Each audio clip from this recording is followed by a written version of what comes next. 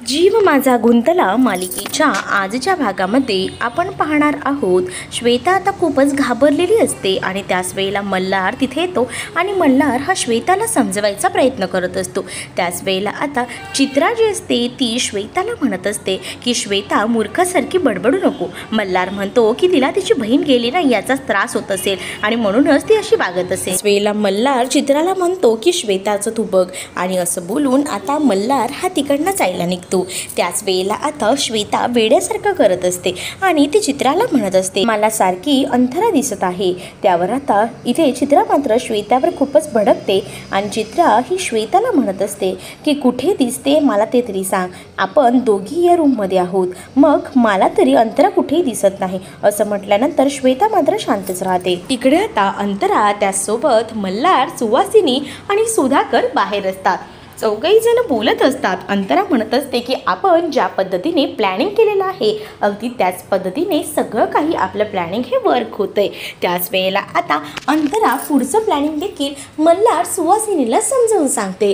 त्याच वेळेला आता अंतराने सांगितलेलं प्लॅनिंग मल्हारला सुद्धा पटतं। मल्हार म्हणतो की हो अंतरा, तू म्हणतेस ते अगदी बरोबर आहे, आपण असंच हे सगळं वर्क करूया। आणि त्याच वेळेला मात्र आता इथे मल्हारला जाणवते की कोणीतरी येते म्हणून मल्हार मागे वळून पाहत असतो। तर इकडे मात्र चित्रा जी असते ती श्वेताला म्हणत असते की तू काय मूर्खासारखं करतेस का, कसली तुझी नाटकं चाललेली आहेत। त्यावर श्वेता म्हणते की मी कसली नाटकं करते। चित्रा म्हणते की हो, तू नाटकं नाही करतेस तर अजून काय करतेस, कारण मला तर अंतरा दिसत नाही आणि तुझं काय चाललंय अंतरा या सगळ्या वेळेच्या भरात तू काय काय बोलून बसली असतीस ह्याची तरी तुला कल्पना आहे का। आज जर मल्हारला सगळं काही सांगून बसली असतीस ना तर आपण गोत्यात आलो असतो, पण तुला याबद्दल काय करणार ग, असं देखील चित्रा आता इथे बोलू लागते। त्याच वेळेला श्वेता तर रडकुंडीला आलेली असते आणि श्वेता आता म्हणत असते की तुम्ही कोणीच माझ्यावर विश्वास का ठेवत नाहीये, मी खरं सांगते मला दिसली होती अंतरा। परंतु आता चित्रा ही श्वेताला म्हणते की तुझी ही चाललेली नाटकं त्याच्या आता बंद कर, तू जर ही नाटकं बंद नाही केलीस ना तर मीच तुला गच्चीवरनं ढकलून देईल आणि तसंही कोणी काही विचारलं ना तर सरळ सांगेन की तू जीव दिला आहेस। तसंही तुला आता या सगळ्याचा वैताग आलाय, अंतराचं भूत तुझ्या मागे लागलंय म्हणून तू जीव दिलाय असं मी सगळ्यांना सांगू शकते। त्यामुळे तू टेन्शन घेऊ नको, तू जर अशीच वागत राहिली ना तर तुला मी संपवून टाकेल, असं देखील चित्रा आता श्वेताला म्हणू लागते। त्यावर श्वेता आता खूपच घाबरते आणि श्वेता आता म्हणत असते की मी नाही नाटकं करते, मी खरंच सांगते काय आहे ते मला कळते, मला दिसते ती अंतरा, तुम्हाला दिसत नाहीये ना। त्यानंतर आता चित्रा तिकडनं निघून गेल्यानंतर चित्रा आपल्या रूममध्ये जाऊन विचार करत असते। श्वेता म्हणते ते खरं आहे का की उगा श्वेता काही पण बडबडते, असं आता इथे चित्रा मात्र विचार करू लागते। त्याच वेळेला आता श्वेता कशीबशी आपल्या रूमच्या बाहेर पडायचा प्रयत्न करते। त्याच वेळेला आता तिने ठरवलेलं असतं की आपल्याला काही ना काही करून सुरक्षा कवच हे घ्यावंच लागेल जेणेकरून अंतर आपल्याला त्रास देणार नाही। म्हणूनच ती आपल्या डोक्याला असा राग लावून येते आणि त्याचसोबत हाताला काळा धागा बांधून येते। त्याच वेळेला सुवासिनी म्हणते हे सगळं काय केलंयस तू। त्यावर श्वेता म्हणते की हे काय आहे ना की मला ना भीती वाटते म्हणूनच मी सुरक्षा कवच बांधलेलं आहे, त्यामुळे मला त्या अंधाराचं भूत काही त्रास देणार नाही, असं देखील श्वेता आता बोलून दाखवते। श्वेताने असं म्हटल्यानंतर सुवासिनीला श्वेताकडे पाहून खूपच हसू येत असतं। त्यानंतर मात्र आता सगळीजण जेवायला बसलेली असतात। त्याच वेळेला आता इथे मात्र श्वेतासुद्धा आलेली असते आणि त्यावेळेला चित्रा तिथे येते आणि श्वेताला म्हणत असते की तुझी नाटकं कधी थांबवणार आहेस, अजूनसुद्धा तुझी नाटकं जायचं आहेत कालू, हे काय सगळं केलेलं आहेस, हे सगळं विचारू लागते ती। आणि त्याच वेळेला मात्र आता इथे श्वेता म्हणत असते की सुरक्षा कवच आहे, हे जेव्हा मी आता घातलेलं आहे त्यामुळे मला काही कसली भीती वाटणार नाही, असं देखील ती म्हणू लागते। त्याच वेळेला मात्र चित्रा म्हणत असते तुझी काही नाटकं संपणार नाही आणि चित्रा जी असते ती वैतागून तिकडनं निघून जाते। श्वेता चित्राला थांबवायचा प्रयत्न करते पण चित्रा काही थांबत नाही। त्यावर आता मल्हार हा मात्र बोलू लागतो की थांब आता ना मीच तिला समजवतो आणि असं बोलून तो निघून जातो। मल्हार जेव्हा तिकडनं जातो तेव्हा मात्र आता तिथे डायनिंग टेबलवर जो हॉल असतो तिथेतल्या सगळ्या लाईट्स निघून जातात आणि त्याच वेळेला आता श्वेता म्हणते की लाईट्स कशा गेल्या। त्याच वेळेला ती मल्हारला सुद्धा म्हणत असते मल्हार मल्हार, पण मल्हार काही लक्ष देत नाही मल्हार, कारण का तो लाईट्स ऑफ करण्यासाठीच निघून गेलेला असतो। आणि त्याच वेळेला आता इथे सगळ्याजणी जेव्हा जेवायला बसलेल्या असतात त्यांना सुद्धा ती म्हणत असते की लाईट गेल्यात तुम्हाला काय कळतंय की नाही, परंतु आता श्वेताकडे कोणीही लक्ष देत नाही। चित्रा रूममध्ये जाते. श्वेता बाहेरून हाका मारत असते. चित्रा मॅडम असं नका करू, ऐकून तरी घ्या माझं. मग मल्हार म्हणतो मी पाहतो आणि मल्हार पण आता चित्राशी बोलण्यासाठी जातो. हे मल्हारचं सगळं नाटक असतं. आणि मग सुहासिनी मात्र मल्हारला खुणवते, कारण या सगळ्यांचा आता पुढचा प्लॅन सुरू होणार असतो. कारण डायनिंग टेबलवरती सुधाकर, त्याचबरोबर मामी, अंतराची आई, सुहासिनी एवढे सगळेजण बसलेले असतात. आणि आता श्वेताच्या तोंडून काही करून सर्व गुन्ह्यांची कबुली करून घ्यायची असते. यासाठी यांनी प्लॅन केलेला असतो. मल्हार जातो आणि लाईट जातात. लाईट गेल्यानंतर श्वेता पुन्हा घाबरू लागते. हे काय झालं, लाईट का गेलेत, अहो काका काय चाललंय. पण कुणीच तिला रिस्पॉन्स देत नाही. सगळेजण शांतपणे जेवत असतात.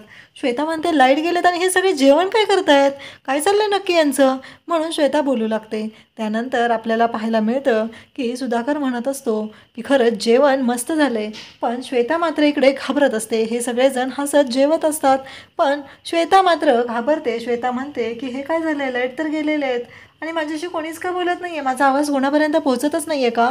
मग श्वेता म्हणते आई आईडे तू तर बघ ना. पण आई पण ऐकत नाही. मामीला आवाज देते, त्याचबरोबर काकाला आवाज देते, कोणीच ऐकत नाही.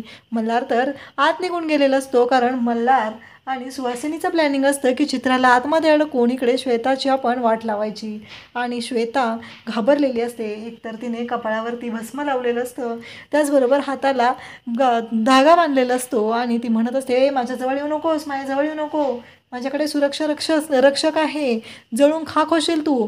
पण समोरून पुन्हा एकदा अंतराचं भूत आलेलं असतं आणि श्वेता ते सुरक्षा कवच तिच्याकडे जे आहे ते दाखवू लागते. अंतरा म्हणते की याने काय होणार आहे, माझं काही होऊ शकत नाही आहे. तुझे जी पापं केलेले आहेत ती स्वतःच्या तोंडाने बोलून दाखवायची आहेत.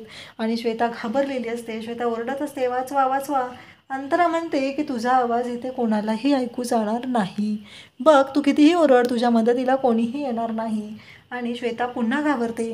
अंतराने खूपच छान अशी ॲक्टिंग केलेली आपल्याला पाहायला मिळते. श्वेता तर घाबरूनच पूर्ण तिला घाम फुटलेला असतो. आणि अंतरा म्हणत असते तू माझ्यापासून काय काय हिरावून घेतलेलं आहे ना, माझं सगळं तू लुटलेलं आहेस ना, ते सगळं आता मी पुन्हा मिळवणार आहे. आणि त्यासाठी मला देवाने खाली पाठवलेलं आहे. कसं आहे माहिती आहे का तुला, तू मला जो त्रास दिलेला आहे, आणि देव कधीच चांगल्या माणसांचं वाईट होऊ देत नाही, पण तू मला त्रास दिलेला आहे. तुझा अंत करण्यासाठी, तुझा शेवट करण्यासाठीच मला देवाने इथे पाठवलेलं आहे, असं अंतरा बोलत असते. श्वेता मात्र घाबरलेली असते. अंतरा म्हणते घे, रक्त पिवटतं ना तुला जास्त, म्हणून हे लाल रंगाचं सूप तुझ्यासाठी आणलेलं आहे. तू किती माणसांना त्रास दिलेला आहे हे तुलाही माहिती आहे. अंतरा श्वेताला बोलत असते. श्वेता मात्र घाबरून गेलेली असते. श्वेता डायनिंग टेबलच्या जवळ येऊन आईला, सुहासिनीला, सगळ्यांना हाका मारू लागते. पण तिचा आवाज कोणालाच ऐकू जात नाही, कारण अंतराने तिला ऑलरेडी सांगितलेलं असतं तू कितीही बोलवलंस तरी तुझ्यापर्यंत कोणी येऊ शकणार नाही, तुझा आवाज कोणालाही ऐकू जाणार नाही. आणि त्याचबरोबर इकडे मल्हारने मोबाईलवरती शूट चालू केलेलं असतं आणि अंतरा आता श्वेताच्या तोंडून सर्व गुन्ह्यांची कबुली घेत असते.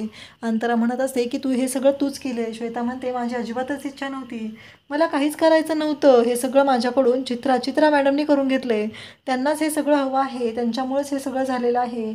आणि श्वेता हे सर्व बोलत आहे आणि अंतरा तिला धमकावत आहे. अंतराला श्वेताने तर चक्क हात जोडलेले असतात. ती म्हणत असते की खरंच मी काहीच केलेलं नाही, हे सगळं चित्रा मॅडमनी केलं आहे. अंतरा घाबरलेली नसते, तर ती चांगलीच भीती घालत असते आणि श्वेताच्या अंगाला घाम फुटलेला असतो.